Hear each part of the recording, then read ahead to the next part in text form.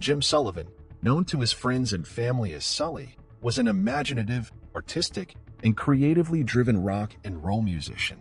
His surreal exploratory lyricism and underlying love for the essence of American folk music were cut short by an unexplainable, untraceable vanished in March of 1975, leaving all who knew him and the future fans of his work grasping for answers. As a hope to provide more substantial reasoning built upon observable evidence and situational analysis, this is an examination of the disappearance of Sullivan and the mystery at La Mesa Motel in the deserts of New Mexico. Jim Sullivan was born on August 13, 1940, in the Linda Vista area near San Diego, California.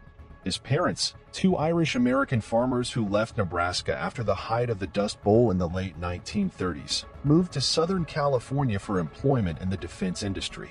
Jim once wrote about his youth in liner notes on his first LP, saying he grew up in a government housing project with a bunch of other oats and Arkies. These experiences helped inspire his fascination with American folk culture, and after frequently listening to local blues groups in the area, Jim decided to dip his toes into the music scene as well. As he entered his teenage years, Jim became quite the athlete, standing at about 6 feet 3 inches in high school. While playing quarterback for his high school football team, he never missed a chance to rock out on his Sears Silvertone guitar and amplifier, the perfect combo for an upcoming 16-year-old rock and roller. Jim, favoring the nickname Sully amongst his friends, never failed to spark a connection within social circles and met his future wife, Barbara, in junior high. After finishing school together, Barbara and Jim married not long before Jim joined a classic rock band called The Survivors, a staple in the San Diego music scene fronted by Jim's sister-in-law, Kathy Dorham. Jim and Barbara had their first son together, Chris. When he was 7 years old, the flourishing family moved up to Los Angeles to continue pursuing music and expand their promising horizon. Soon after, Barbara received a job at Capitol Records in Hollywood, while Jim dedicated his free time to fine-tuning his guitar skills and making connections within the entertainment industry. He began playing at more prominent establishments around the area, such as the Lighthouse and Lindy Opera House.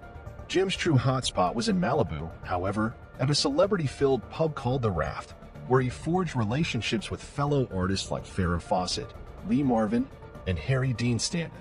By 1969, Jim's friends convinced him to record an album and helped him raise the appropriate funding to produce such a project. This first album turned out to be his recording debut, a folk rock endeavor titled UFO, with lyrics originating from spiritual and mystical ideas believed in by Jim.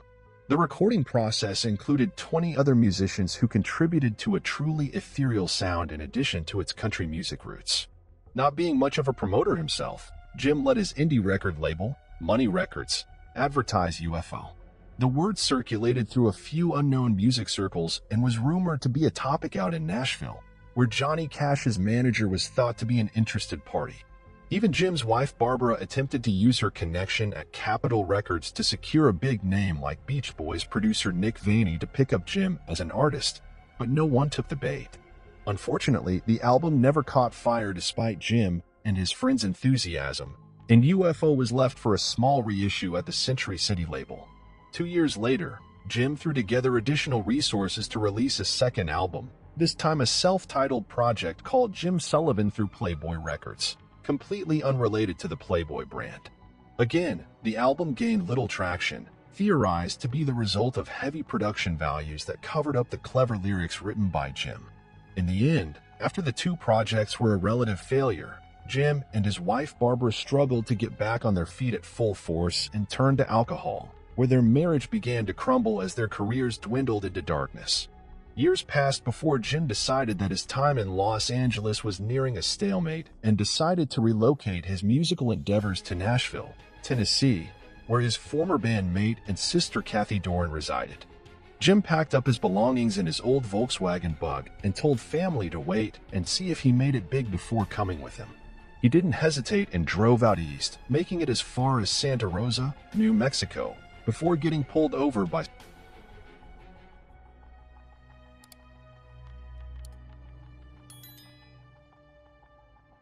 hotel, called his wife from a nearby payphone, and bought a handle of liquor at a local store. What proceeded is unknown because later that night, Jim Sullivan was last seen walking into the New Mexico desert away from civilization into the dusty abyss, only to vanish and never be heard from again. Jim Sullivan's journey truly began in 1968. He uprooted his family from the perfectly weathered San Diego, California, to the heart of the entertainment industry's playground, Los Angeles. He, Barbara, and Chris left to engage with the world of rock and roll and dedicated his life to his craft, a true love with music and mysticism.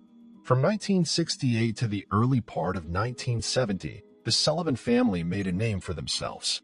Barbara secured employment at the legendary Capitol Records in Hollywood, while Jim shared his talents with the rest of Southern California. Jim linked up with movie stars and fellow musicians, combining a natural gravitas with pure artistic skill. He made many friends and frequently played at packed houses at the Raft Pub near Malibu. In 1969, Jim's album titled UFO was released to a bit of critical acclaim, and all signs pointed to stardom for the folk musician and his family. However, as the dog days of 1970 came and went, Jim's lyrical prowess lost its luster with the music heavyweight, and he turned to smaller record labels to produce another album. Sadly, the borderline experimental soundtrack never took off like he hoped, and Jim was left to return to playing in the dimly lit clubs he once gained his footing in. Following the track marks of failure and losing the glimmer of success that Hollywood once brought upon the Sullivan family, both Jim and Barbara turned to alcohol. And between 1972 and 1974, they saw their once sturdy marriage begin to crumble. In the late winter month of 1975, Jim decided to go against the grain and move out east to Nashville, Tennessee, in hopes to restart his career as a musician in a prominent folk and country music hotspot. Jim and Barbara discussed the family aspect of the proposed transition, and they agreed that she and their son Chris would wait to see if Jim captured success before joining him on the cross-country relocation. On the morning of March 4th, 1975, Jim packed personal belongings into his old Volkswagen Bug and said goodbye to the town he once dreamed of sparking stardom. Between noon and 1 p.m. later that day, Jim physically departed from his family in Los Angeles, hopped on the National Highway, and headed east on Route 66. 15 long and lonely hours of driving passed by before Jim was pulled over by police for unintentionally swerving around the road outside of Santa Rosa, New Mexico, in the wee hours of March 5th, sometime around 3 or 4 a.m. After the traffic stop, Jim was taken into the Santa Rosa police station to take a sobriety test. He proved he had no alcohol or illicit substances in his system and passed the exam. The officers determined Jim was suffering from fatigue after his taxing drive across 900 miles and 3 state lines, and they recommended he find lodging to rest. Later that morning, Jim checked into La Mesa Hotel right off of Route 66 in Santa Rosa. However, he didn't unload any of his belongings, and at some point during the day, he left the room key locked inside the room. An undetermined amount of time passed, and Jim walked to the nearest liquor store and bought a handle of vodka. It's unknown if he immediately consumed the alcohol, but he was then soon witnessed getting back into his Volkswagen and driving around the Santa Rosa area. In the afternoon of March 5th, Jim drives out to a ranch about 26 miles southeast of Santa Rosa, a piece of land reportedly owned and lived on by the Gennady family. It's unclear what exactly happened at the Sedai Ranch out in the middle of nowhere. However, it's been reported that Jim drove up to the nearby road where an older Italian woman who spoke little English met him with some ranch hands. When she asked him if he had a problem, Jim replied, "No to you." Other reports mention Jim driving all the way up to the ranch house and knocking on the door, much to the confusion of Mrs. Kennedy. Regardless of what exactly conspired, Jim leaves his vehicle behind on the ranch that evening of March 5th, 1975, and walks off the property towards the endless desert. This is the last confirmed sighting of Jim Sullivan. In the next couple of days following March 5th, after Jim's communication ceases, his disappearance is investigated by Santa Rosa authorities. Trace his final steps around town, ending at the Gennady family ranch. They find his Volkswagen Bug off on the side with the doors locked and the engine completely dead. Inside are Jim's personal artifacts, including his wallet, his guitar, and a bunch of old musical gear and personal audio tapes. Nobody on the property knew where Jim wandered off to, only that he was seen walking away from the vehicle. A road worker who had been laboring near the vanishing site that day, a man named Sammy Chavez, later recalled seeing the Volkswagen sitting in the middle of a dirt boat. He says it was quite a strange sight, and when he headed back the other way after his shift, all of the doors on the Bug had been opened where police were searching. On March the 8th, the Volkswagen is towed away from the Gennady family ranch and presumably taken into custody. However, what happens to the Volkswagen Bug is still unknown to this day. In the preceding 2 weeks of the investigation, countless law enforcement officials searched the nearby New Mexico desert for any sign of Jim, including the New Mexico State Police, the Santa Rosa Police, and multiple volunteer chains. The Sullivan family quickly makes their way to Santa Rosa to aid the search as well. News stations and publications all around write stories and release missing person notices to help spread awareness. However, no leads come to fruition. Around the same time that the Jim Sullivan disappearance is investigated by local and state police, the sheriff of Santa Rosa retires while the Gennady family moves to Hawaii. Neither the sheriff nor the Gennadis would ever be interviewed or questioned after those events. At the end of March, investigators discover a badly decomposing body 8 miles west of Las Cruces, a New Mexico town, almost 250 miles away from Santa Rosa. The body in question does have a striking resemblance to Jim despite the version and is initially thought to be his corpse. Unfortunately, a few weeks later, a local newspaper headlines reports that the body was indeed not Jim Sullivan and that no other leads were available at the time. 40 years later, not a shred of ever or trace leading to Jim is found by either professional investigators or amateur sleuths. In 2010, a music producer named Sullivan with no relation to Jim from Light and the Attic Records heard about Jim's puzzling legend and set out to find answers. While he was able to talk to some people who vaguely knew Jim from his days in Los Angeles, he was unable to crack the case of his disappearance. Although Matt was able to remaster Jim's rock and roll albums, resetting UFO as a cult classic and prized piece of art amongst fans who were equally as mystified by Jim Sullivan's disappearance as we are today. In the spellbinding case of Jim's disappearance, many useful clues were unearthed. There were no security cameras at La Mesa Hotel or official records of Jim interacting with anybody specific either in town or at the ranch. There was no blood, no goodbye letter, and no footprints. However, investigators did find something of suspicion a few weeks into their manhunt. A major discovery that was thought to be the resolution: a decomposed body of a middle-aged man found abandoned in New Mexico desert. The body in question had multiple similarities to Jim. The corpse was of a man appearing to be in his 30s or 40s, standing at about 6 feet 2 inches. Both the body and Jim weighed about 180 pounds and sported a tattoo on their right forearms. They each had a mustache and a rough short beard when this revelation was first announced through the New Mexico media. Journalists and citizens alike were convinced it was the body of Jim Sullivan. Unfortunately, their certainty was short-lived when the same news outlets reported the body was that of someone else, meaning Jim was most likely still lost out in the world. There are a few curious details about this case point that don't add up. First and foremost, no official police announced regarding the body or its identity was ever released to the public. Thus, neither the people at the time nor people now know exactly whose body was discovered that spring. The fact that both Jim and the corpse were of similar builds didn't raise any red flags, but taking into consideration the similar facial hair and tattoo were of the same length and location is borderline inconceivable. It raises many questions, biggest of which is if Jim's family ever identified the body. All the news reports stated was the body was later proved not to be that of Sullivan, but there's no official medical announcement or law enforcement comment on the matter. Sadly, DNA forensics weren't in the picture back in 1975 and wouldn't have been available to correctly ID the John Doe. Another difficult detail to comprehend is the land where police found the unidentified corpse. The body was in the desert outside of Las Cruces, New Mexico, the second largest city of the state found in the Mississippi Valley. Mysteriously, Las Cruces is seated near the southern border of New Mexico, almost 250 miles away from Santa Rosa.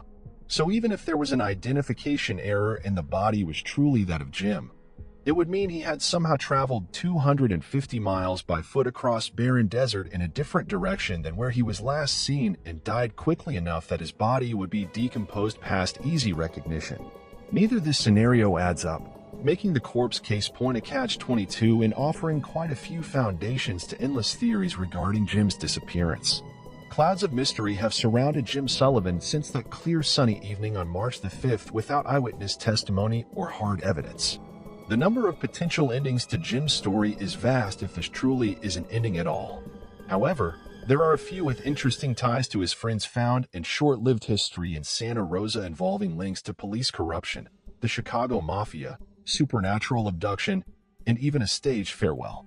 First and foremost, we must consider the role of local law enforcement during Jim's time in Santa Rosa. It's possible that when Jim arrived in the small New Mexico town, he managed to upset authorities by either something he said or by seeing something he shouldn't have witnessed. It's been confirmed that Jim had at least one point of contact with a police officer outside of city limits when he was swerving across the road and was taken into the station for gold testing. The only piece of information known regarding what happened inside of the police department, however, is that Jim passed the alcohol test and was released. Whether or not Jim was forced inside or harassed during his stay is unknown, but certainly possible. Jim was a larger man, and while he was always regarded as a calm and collected individual, authorities could have seen him as a stranger to the area and treated him as a threat. Or maybe Jim was upset with the entire ordeal and caused a scene either at the traffic stop or during his test. Regardless, without knowing what truly happened with the officers, it's impossible to rule out a situation escalating into chaos. So if Jim had made himself an enemy with local authorities, it's likely the police were called when Jim traveled to the Gennady family ranch with a handle of vodka. Jim could have been drunk and in a bad mood from the previous encounter, and trespassing on private property as an unknown figure could have caused Mrs. Kennedy to phone the police. When the police arrived and saw it was Jim once again, they could have taken action into their own hands. It's possible they let him go off on his own into the desert and waited until he was gone to pick him back up. On the other hand, it's also possible the police never interacted with him a second time, instead finding him dead in the desert after the fact and, instead of investigating the cause of death, moved his corpse out of Santa Rosa and ignored the situation. This would give an explanation as to why the John Doe corpse looked so similar to Jim's appearance yet was discovered 250 miles away from his last sighting. These police hamperings would also explain another peculiar and disturbing anomaly recently found in the case. NamUs, or the National Missing and Unidentified Persons System, is a database of all the people who have vanished or died without an identity. It covers the entire United States as a brilliant tool in keeping track of DNA, police records, and real-time updates. However, missing from the NamUs database is Jim Sullivan. While it's not exactly a major surprise seeing as though this case is 40 years cold, it did motivate John Morden to look into the era. But what Morden found is the most interesting fact of all. There is no official missing persons case filed in New Mexico, either by state police or by Santa Rosa law enforcement.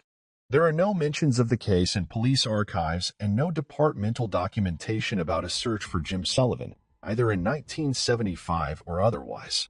Now, while this can simply be explained by the possibility that Barbara or any other member of the Sullivan family never filed an actual missing persons report, the fact of the matter is, besides newspaper articles, there is no written communication providing a search existed. 45 years ago in a small community or not, zero police profiles are more suspicious than coincidental, hinting that local authorities may have had a piece of the pie in whatever crime or cover-up was committed. Not to mention the fact that the local Santa Rosa sheriff retired and moved away right after the investigation began. Another theory centers on the vague relevance of the family and their rumored connections to Chicago crime and mafia ties. A few citizens near the Santa Rosa area claimed the Gennady family had a history with illicit activities and were operating under direction from powerful people in a Chicago gang organization. Now, whether or not this was the actual dealings of an Italian mafia or just folklore turned into hyperbole is unknown. But with multiple claims that the Gennady family were known for bad behavior, it's not out of the realm of possibility that they dealt with Jim's arrival using illegal means. If Jim truly did trespass on the Gennady family ranch and disrespected Mrs. Gennady, it makes sense that another member of the family or one of their colleagues came around and took care of Jim, who could have been drunk and insubordinate. If they indeed killed Jim and had experience with that sort of thing, they knew how to dispose of a body and leave no trace, or they planted the body down in Las Cruces and paid off the proper authorities to sway public knowledge. Now, why an organized crime family would drop a body off in the same state and general area of the murder is nonsensical. So if the Gennady family truly is responsible, they are probably the only ones with knowledge regarding Jim's exact location and what happened in the first place. It's worth noting that none of these claims can be confirmed nor denied with observable proof that Jim even made contact with the family. However, it should also be stated that the Gennadys packed up and left New Mexico and moved to Hawaii at the same time the Santa Rosa sheriff retired, just as the hunt for Jim and relevant clues heated up. The last theory stemming from homicidal origins is that Jim was actually running away from trouble stirred up in Los Angeles and got caught before he could escape. Jim became a socialite in LA, meeting many celebrities and fellow musicians as he performed at various clubs. One of his favorite places was the Raft, now called the Real Inn, where he played with the cream of the crop. He might have, somewhere down the line, fixed in with the wrong group of people at the Raft or a similar joint, got desperate for money, and was unable to pay off his debts when his scheme reached a dead end. That he packed up everything, asked his family to stay put, and made a run for it only to be caught up in the end. It would explain why he was so set on driving 15 hours and then, on the first day of his journey, pushed himself past his mental limit. Maybe after spending time at the police station, he knew his followers were hot on the trail. So he attempted to find solace at a local residence and ended up at the Kennedy Ranch. When he was denied help, he knew it was the last straw, and his pursuers picked him up after a short chase. It would also explain why Jim booked a room at the motel but never settled in, signaling he was either trying to stage his farewell or throw his pursuers off their tracks. Unfortunately, running into them anyway. The biggest evidence against this theory is that it's been told through the years by many known associates of Jim and his family that Jim avoided conflict at all costs and was quite soft-spoken. However, it still does take into consideration his turn towards alcohol and the pitfalls of broken dreams. We have reached out to the current owner of the Real Inn to see if they had any connections to employees still around from the days of the Raft Pub and Jim's playing circuit. The owner, Andy Leonard, informed us of a former bartender, Ralph O'Hara, whose knowledge of the restaurant dated back to the 1950s. Sadly, upon further investigation, Ralph O'Hara passed away in 2015, leaving the pool of witnesses to Jim's alley life in short supply. One popular hypothesis revolving around Jim has led to his music reaching cult classic status, specifically his debut album titled UFO, with people believing Jim wandered into the New Mexico desert and encountered intelligent extraterrestrial life, and whether it was by his own free will or under abduction, left our planet with supernatural beings. These conspiracies draw inspection to Jim's music and the aforementioned UFO album, in which he uses surreal lyrics and experimental sound design to build his artistic style. The combination of a strange soundscape and mystical songwriting lead many to believe Jim had a deeper understanding of otherworldly themes and ideas. These highlights convince some circles that Jim left on his own accord, rather living with others out in the universe than with the turmoil of failure on Earth. And while the alien abduction conspiracy theory is often used yet aptly charged urban legend, Jim's own family doesn't rule out the possibility themselves, saying it would have been a fitting goodbye for Jim and his mystical philosophies. In reality, Jim's UFO album was more creative circumstance than actual extraterrestrial communication. The song titled after the album is actually just an existential metaphor describing a religious figure of alien and appears more like a coincidence than proof of interactions with intergalactic life forms. After analyzing all of the puzzle pieces of Jim Sullivan's disappearance and his life surrounding the events, it truly is almost impossible to decide on a solid conclusion to an endlessly confusing event. No theory can be ruled out with such little and conflicting testimonies from everyone involved, but one rarely discussed sequence sticks out a little more than the rest. We believe Jim fully intended to rekindle his music passion in Nashville when he left Los Angeles. But during his grueling 15-hour drive into New Mexico that ended with fatigue and external conflict, he turned back to the bottle and then, at a stop, walked out into the desert with the intention never to return again. It's important to remember what Jim's personal life was like in 1975. His marriage was on the brink, and two massive creative endeavors ended up as major flops, providing zero reward to the struggle and artist experiences while chasing their dreams in the City of Angels. Combined with the overall turmoil of American culture and the state of the world at the moment in time, anxieties and anguish most likely took over Jim's emotions as he battled with the shrouds of darkness circling his family and career. First, Jim packed up all his belongings and set himself on a trail of redemption. When he couldn't weather the long-haul journey anymore, he was stopped by the police and most likely stereotyped as an outsider. A tall, bulky man with a scraggly beard, another jacket. After dealing with the mild aggravation of law enforcement, Jim purchased alcohol, the only comfort he knew anymore. Feeling as if the journey was insurmountable, he most likely pondered what he would do next in his motel room. Eventually deciding to leave without notice, he locked his key in his room, drove out to a place where his car would be found, and the trace would end. Explaining the approximation to the Genetti Ranch, drunk and disorientated, Jim probably stumbled out into the desert, letting go of life behind him and submitting himself to the unknown and undeniable shadow of the deserted wilderness. What happened to Jim's body will most likely remain a mystery, but taking into consideration the landscape, whatever he left behind was scavenged by wild animals or buried by a third party after he was found dusty in his demise. The area around Santa Rosa is also known for its unusual number of lakes and bodies of water, potential grounds for which Jim could have wandered off to and drowned while drunk. Had he gotten far enough on foot, Jim could have also disappeared into the mountains, either dying in the hills or living off the land for a short while. It's unclear if the search efforts throughout the years included the myriad bodies of water, mountainous regions, and if they didn't, Jim's body could easily have decomposed. Many of those close to Jim claim that he wouldn't have left on his own accord and not taken his guitar with him. However, if Jim was under the influence, his attachment to the instrument might never have crossed his mind. One of the most fascinating aspects of this conclusion is a statement made by Jim's former producer, Bob Ginter.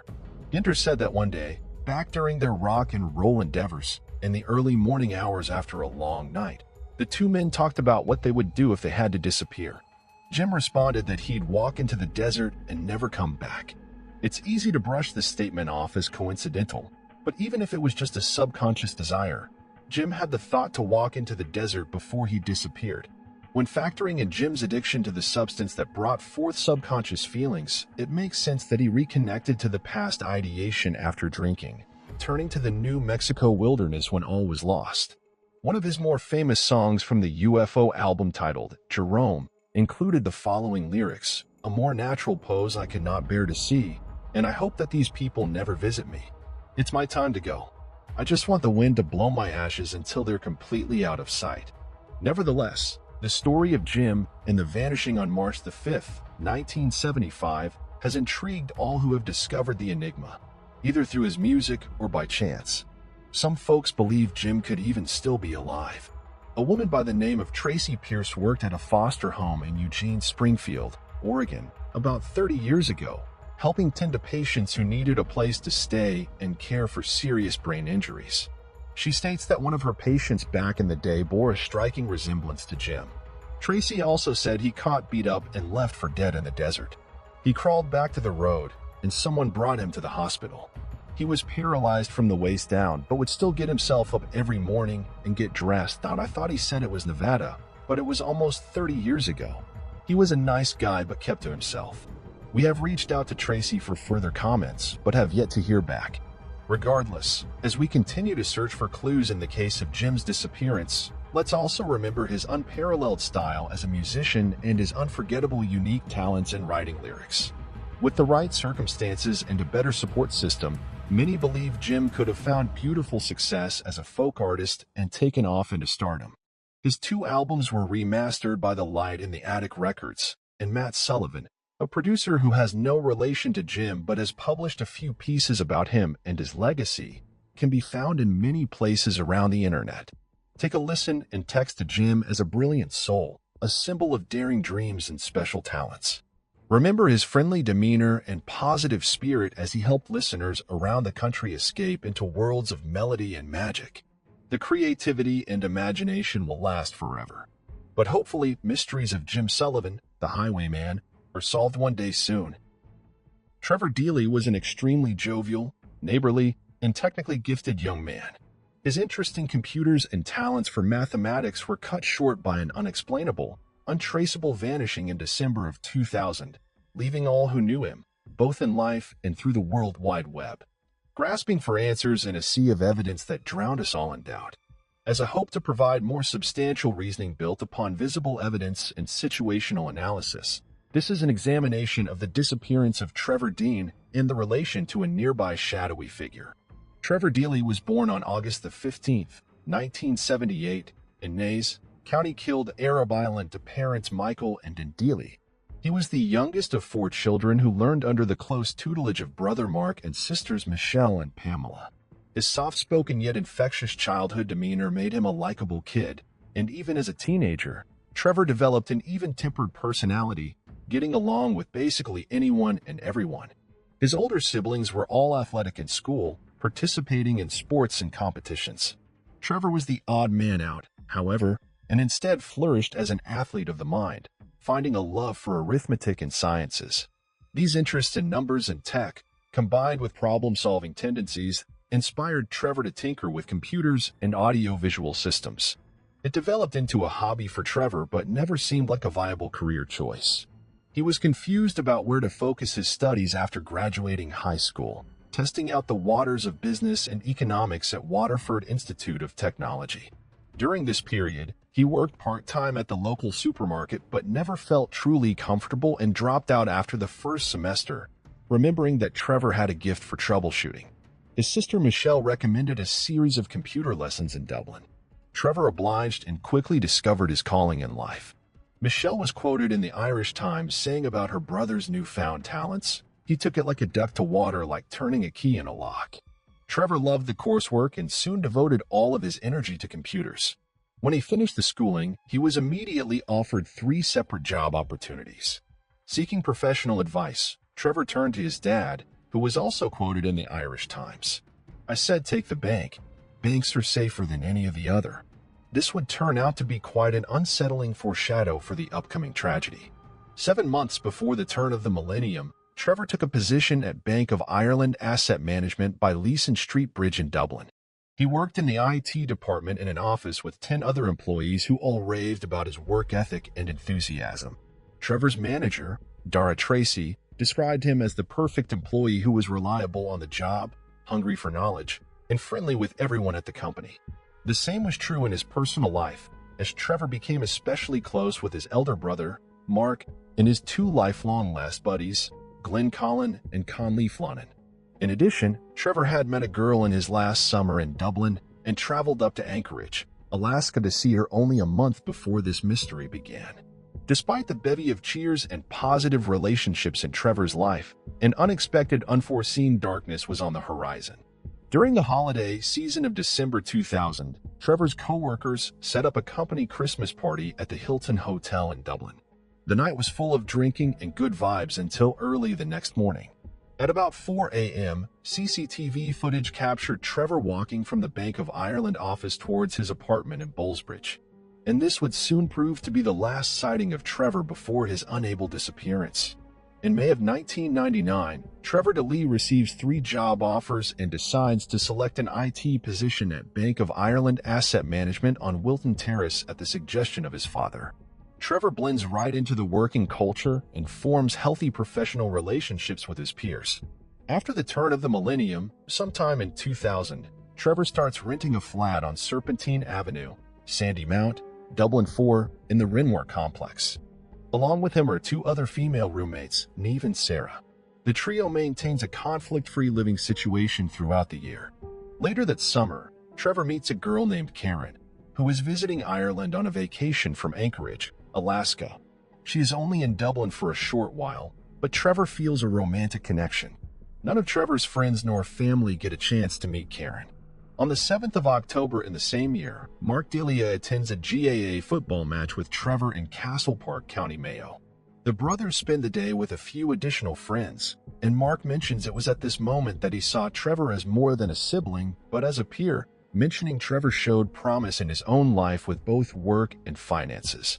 It's the closest memory in their relationship, but would also prove to be the last. Sometime in the last couple of weeks of November, Trevor and close friend Glenn Cullen have a conversation about Karen, the girl Trevor met in summertime. Glenn bets in passing that Trevor wouldn't go visit her in the States, to which Trevor retorts that he will. Nevertheless, he is soon added to Glenn's Aer Lingus discount beneficiaries list and accesses a free flight from Ireland to Anchorage, Alaska. After stopping in Los Angeles, Trevor arrives in Alaska, where he intends to meet up with Karen. However, this point in the timeline is quite muddied in terms of what actually happened in Anchorage. Trevor's father, Michael, claims Trevor had more than one girl of interest in the States that he had met in Ireland and claims that he found in Trevor's email a correspondence in which Trevor told one of the girls he was free for a few days and would come visit in person. The girl named Janie replied and said she would be busy during the specified date, yet Trevor persisted and still made the trip. On the flip side, Trevor's brother Mark was confident the vacation wasn't out of the ordinary and was nothing more than a spree of relaxation that included a reconnection with his ex-girlfriend, a completely harmless coincidence. On Tuesday, December the 5th, Trevor returns home from Alaska and hitches a bus back to the family home in Nace. His father only sees him in passing as he leaves for a work meeting. Meanwhile, an exhausted Trevor talks by the peace caps he witnessed. His mother encourages him to come home that weekend to tell them more about his recent trip, but Trevor said he plans to go Christmas shopping so wouldn't be able to. The next day, Wednesday, December 6th, Trevor goes back to work at Bank of Isle as normal. Sadly, abnormality strikes the very next day. At 4 p.m. on Thursday, December the 7th, Trevor finishes work. According to Michael Dealey, he received a call from Trevor that late afternoon, during which he mentioned his apartment complex electricity was. This meant Trevor was at his flat sometime after work on the day he disappeared. Later in the early evening hours, Trevor also made it to his father's office to pick up prescription contact lenses sent by his brother, who was an optician. However, Michael Dealey was out in meetings during this time. Soon after, Trevor and a few friends hit up the Copper-Faced Jack's nightclub where Trevor has the last known conversation with his father, Michael.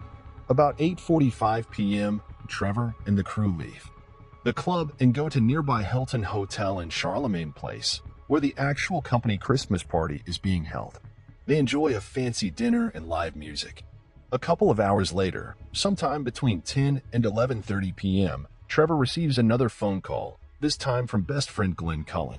Unfortunately, it's too noisy on Trevor's end for any clear communication. The friends end up playing phone tag the remainder of the night.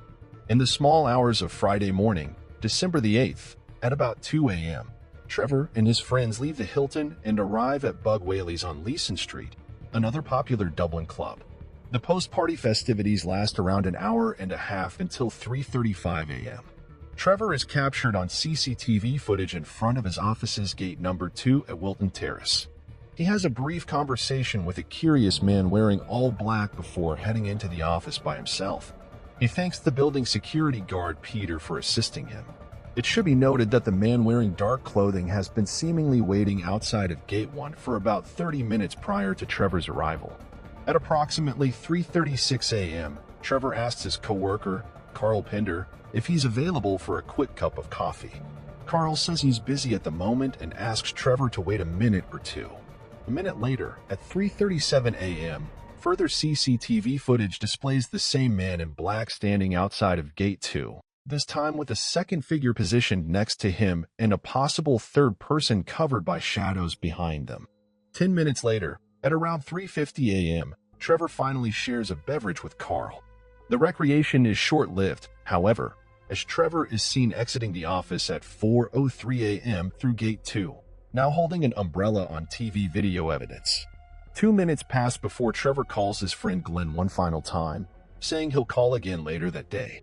This would be the last official point of contact Trevor makes with anyone specific. At 4:14 a.m., additional surveillance footage reveals Trevor walking past what was then an AB bank on Harrington Road in the direction towards his Bullsbridge apartment. 30 seconds pass, and another passerby enters the frame, a man dressed in black, almost identical to the first shadowy figure from the Bank of Ireland's gateways. Other bystanders who were in the area at the time later recalled seeing nothing out of the ordinary. As he walks down the street out of view, it becomes the last known sighting of Trevor Dealey. At 9:30 a.m. the same morning, Trevor does not show up for work, and no action is taken. On multiple occasions over the weekend days of December the 9th and December the 10th, Trevor's sister Michelle makes several phone calls to Trevor, each time ringing, but ending up on voicemail. Michelle later remarks that she wasn't worried at the time and was pretty sure his cell phone was active each time. Suspicions finally arise on Monday, December the 11th, when Bank of Ireland informs Trevor's parents of his continued absence from work. Michael and Annie Lee then tell their oldest son, Mark, who immediately feels a strange discomfort in the atmosphere and drives straight to the family home in Naas. Meanwhile, Michael goes to Trevor's apartment but receives no answer, either in person or on the phone. Mark continues the investigation efforts and searches both the Copper Face Tracks night and the Ballsbridge area. When no traces are found, Mark accompanies the friend Glenn Cullen back to Naas and reports Trevor missing to the Naas Garda station. A major manhunt breaks out the next day on December the 12th as the Garda searches Trevor's flat, and a sub-aqua team combs the nearby Grand Canal. Both efforts draw a blank. The searches continue into January 2001, with flyers handed out to townsfolk and additional bodies of water inspected. Trevor's friend, Connor Lathlonen, even pitches in as a CCTV expert and researches partial footage from the night of his disappearance, but still no evidence is unearthed. Around February or March of 2015, 14 years after the mystery started, the Irish Times released a special 3-part series detailing the Trevor Daley case. Later in 2015, journalist Donald McIntyre creates an associated documentary that withholds a never-before-seen image of CCTV video outside the Bank of Ireland, unreleased by The Guardian. It highlights the second and third man cloaked in darkness that are outside the gate after Trevor exits the building, a fact unknown to the general public until this moment. In December 2016, investigators reignite Trevor's cold case with newfound CCTV footage and send it off for specialists in the UK to decipher the forensics of final moments. Just 4 months later, in April of 2017, a company in the United Kingdom concurs that the man in black followed Trevor by 30 seconds in the last CCTV shot. It's most likely the man in black outside of his office in the first few shots. These initial images are enhanced and reveal that Trevor did indeed speak to the shadowy figure before entering the Bank of Ireland on that fateful night, giving the public a new clue. This is the last accurate lead uncovered in the Trevor Daley file to date. Like all missing person cases and most criminal investigations in general, the most sought-after evidence is potential footage from the locations in which these crimes or mysteries occurred.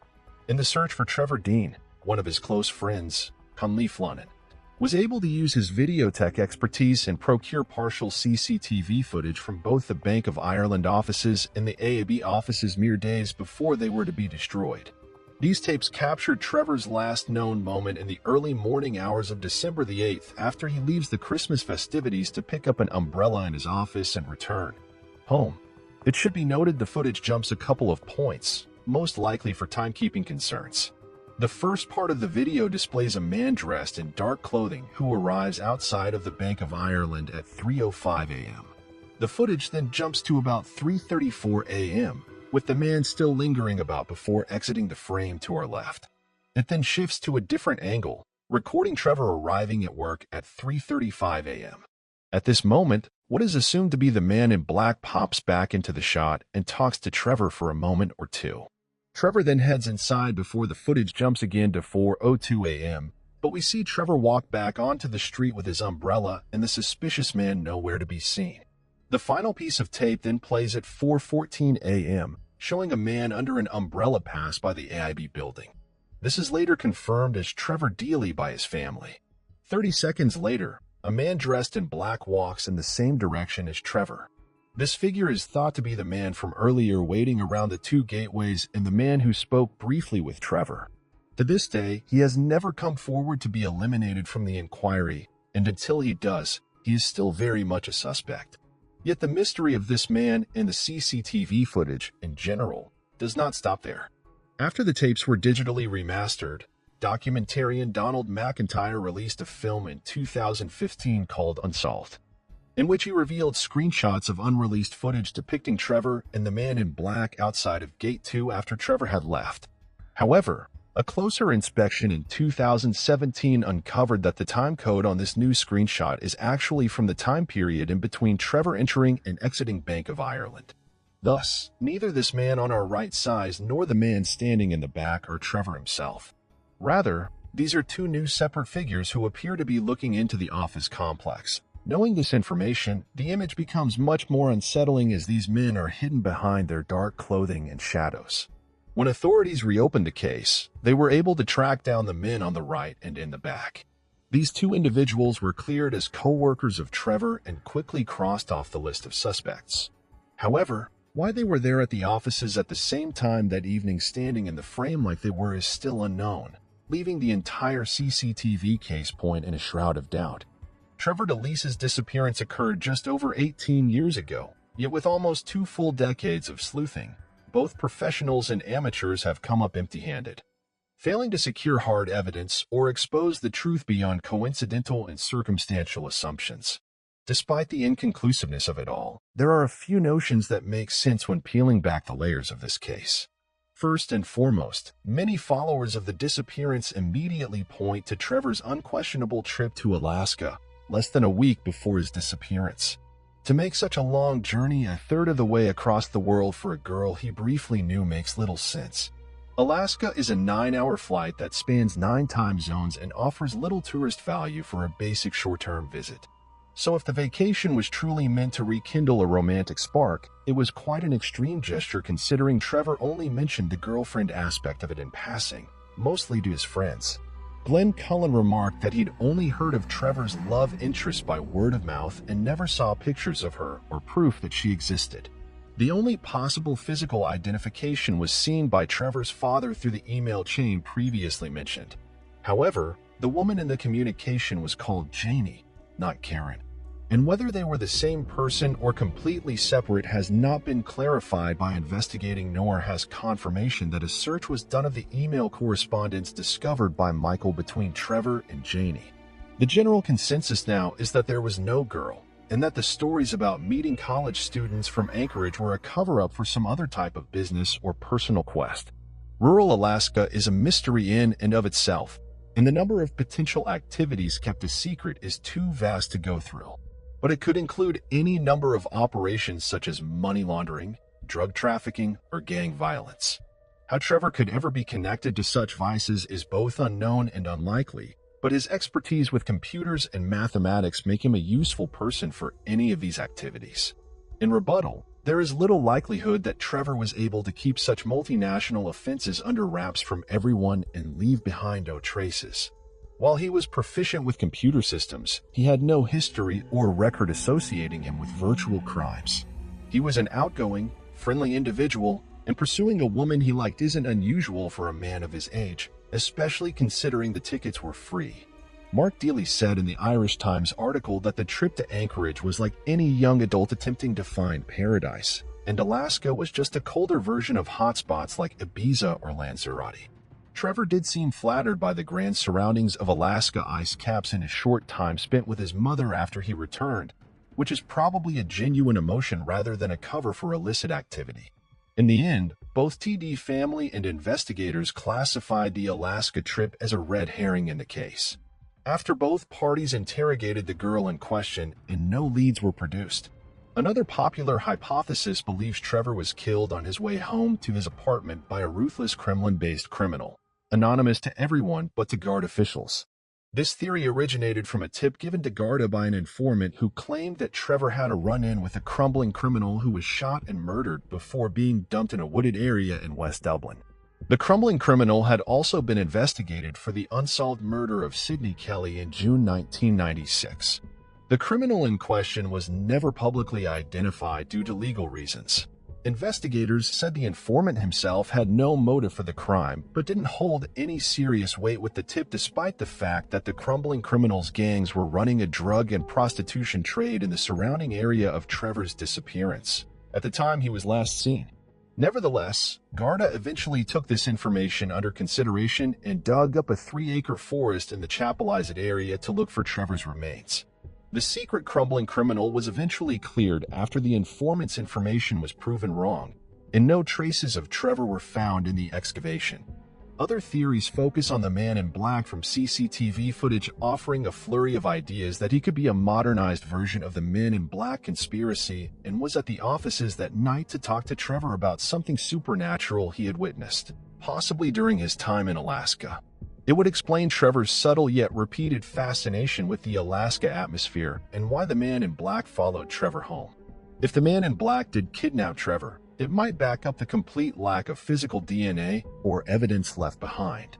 It should be noted that the Dealey family has heavily denounced this line of thought and does not consider it tangible.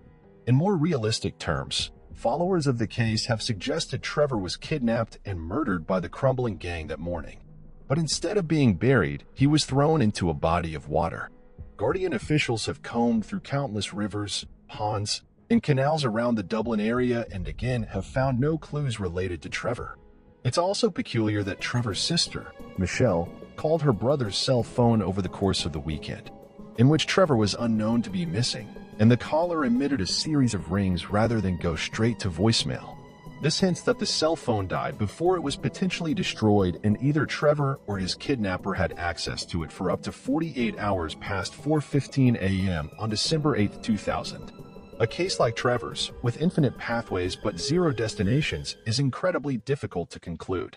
However, there are just enough holes in the profile to poke through with calculated observations.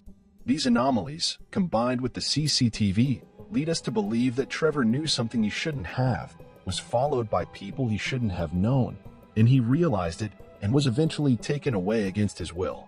What exactly this information was or who exactly the people it was connected to is impossible to crack. But without a doubt, it probably centered around illegal practices of a criminal nature. It was the type of forbidden knowledge that led to him being hunted down, kidnapped, and murdered. The first big piece of this conclusion is the conflicting information given by Trevor himself. Specifically, the two-faced schedule he gave to both his parents and his friends. After returning from Alaska, he told his parents he wouldn't be coming back home to Nace the following weekend so that he could finish some Christmas shopping. At the time, he made plans with friends Glenn and Conliffe to get drinks that weekend at Thomas Fletcher's Pub, a local bar in his hometown. While it could have been an honest mistake or intentional to avoid talking to his parents about Alaska, it kind of feels like Trevor wasn't telling the truth to either party.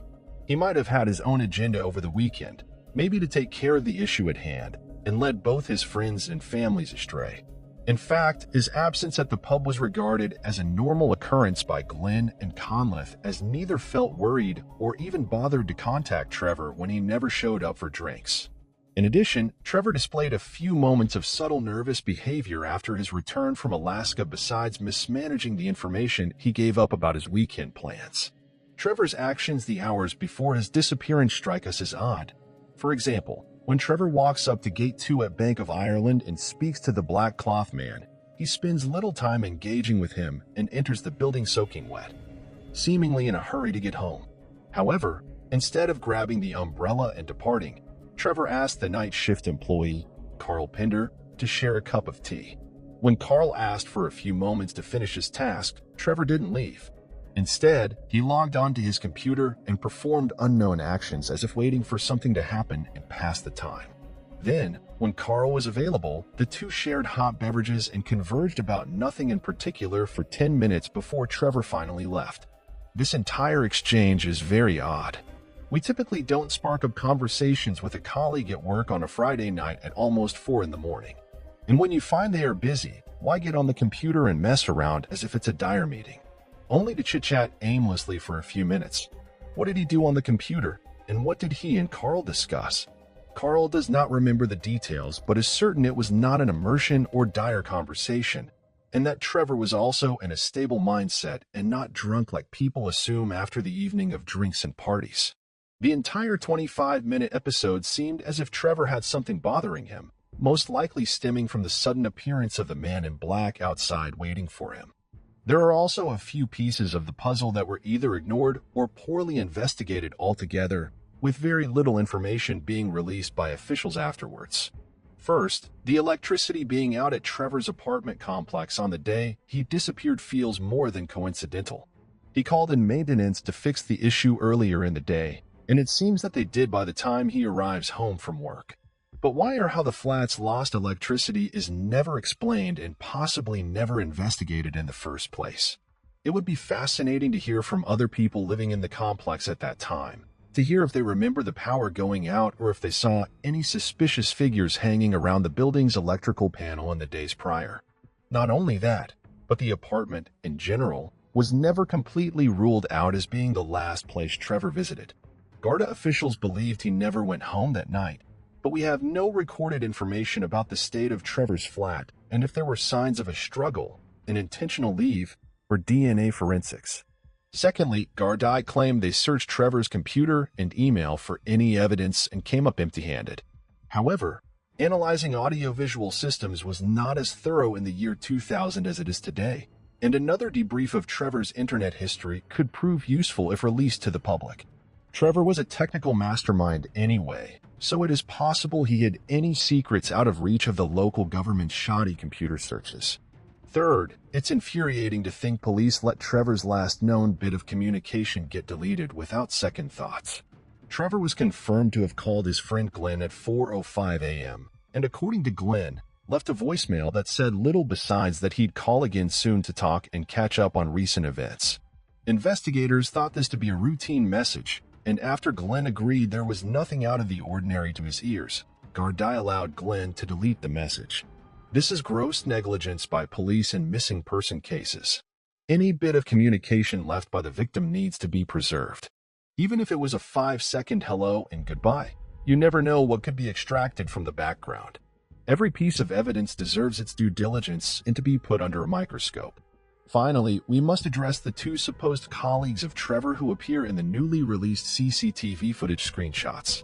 Authorities were quick to identify the man on the right and the man in the back as co-workers, but never shared any details beyond this fact, other than that they were cleared of any wrongdoing. So who were they exactly? What are their names? What are they also doing at work at 3:40 in the morning? Did they accompany Trevor from the Christmas party back to work to make sure he arrived safely? If so, why do they stand so strangely in the frame, positioned in a bizarre manner as if they are waiting and looking at Trevor with a bit of shadowy intimidation? And if they were waiting, why did they leave prematurely? Did they know the first man? Did they confront him, or are they able to identify the mysterious figure? It's mind-boggling to think that they were ruled out despite appearing in the most mysterious question-peddling piece of evidence, which is missing critical segments in the first place. When do the second and third subjects leave? Where does the first man go? Do they converse? This footage is sadly unavailable and can't be destroyed from the time of origin. It's quite possible that the two colleagues were interviewed and provided alibis and explanations. But without documented proof, it's hard to accept such leniency. In the end, taking into consideration the full CCTV tapes and its role in the case, we believe the Black Cloth Man wasn't alone, and there were multiple people following Trevor since his return from Alaska. This suspicious man from the footage was assigned to wait outside of the bank and asked Trevor if they could talk before he went inside. Trevor probably denied this request as it was late and he had been drinking and then purposefully stalled inside the office with Carl. Meanwhile, Trevor's fellow colleagues had stopped by to check on his well-being. And when the man in black told him Trevor had gone inside for a while, the co-workers decided to leave not long thereafter. Trevor then came back outside to an abandoned gate too and went about his business, ignorant of the Black Cloth Man following behind him discreetly. This man or his potential accomplices confronted Trevor again at his flat since his roommates were away on holiday. There were probably other people with the man back at the apartment as backers and were probably responsible for the electrical outage at the complex. When Trevor insisted his innocence, the man realized it was too late for such a plea and Trevor had to go before he revealed what he possibly knew. Trevor was then kidnapped, kept alive for a period of time before homicide, and eventually disposed of in a place where he wouldn't be recovered, probably out of the country or in the surrounding area. Like all unsolved cases, Trevor Dealey's is truly one left up in the air. This conclusion takes into account all of the investigations, strengths, and weaknesses, and attempts to build the most likely if not fully conclusive answer. Since the restored CCTV footage was released in 2015, and the false alarm search at the chapel's Artwoods, no new leads have been unearthed. However, Guardian officials did release a statement in December of 2018 that they would be going back to unidentified human remains still in storage to utilize breakthrough DNA technology and test the pieces for any trace of Trevor. If anything, it provides a newfound hope for the Dealey family, who have over the years refused to consider conspiracies and simply ask that Trevor's fate be solved. Whether that means a body or not, they just want something concrete. Sister Michelle Dealey was quoted in the Irish Times, saying, "I don't believe people vanish. It makes no sense to me. It actually starts to hurt your brain when you think about it." She, along with her parents, her siblings, and Trevor's friends, just wants closure and the 18 years and continuing of nightmares to end. It's regular people like us who can tackle these terrors and help fight the growing number of missing person cases. We wouldn't report this if we didn't think it could help remind the world, spread awareness, and potentially help bring a new clue or lead to the forefront of the search. It's important not to forget that before this case froze, he was a human being, a man with a future in technology, community, teamwork, and resourcefulness.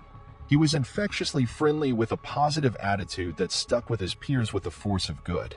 His dedication to problem-solving and compassion impacted countless lives, and we hope that the impact continues to exert influences again soon. Until then, the search continues as we push for clarity and fight for answers to the disappearance of Trevor Dealey and the mystery of the men in the shadows.